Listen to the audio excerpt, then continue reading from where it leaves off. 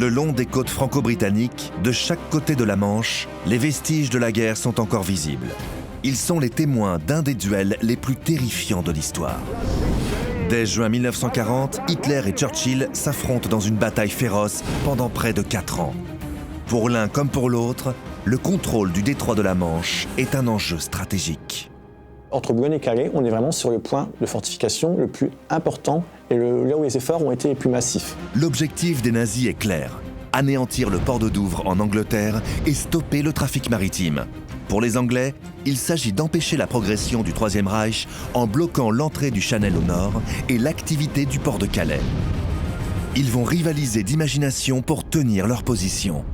Il faut défendre ses arrières pour peut-être encore tenir un an de plus. Des chantiers de fortification immenses sont lancés des deux côtés de la Manche. Ils sont pharaoniques dans le camp nazi.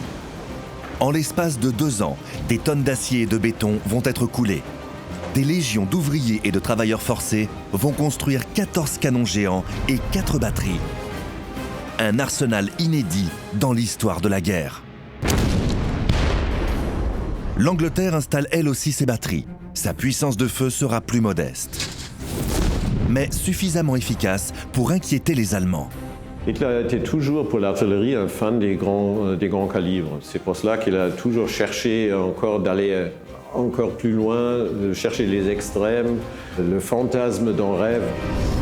Pourquoi et comment ces immenses bunkers circulaires ont-ils été construits ? Quel a été le rôle exact de ces batteries dans la guerre ? Comment les Britanniques se sont-ils défendus face à un déploiement militaire aussi monumental ?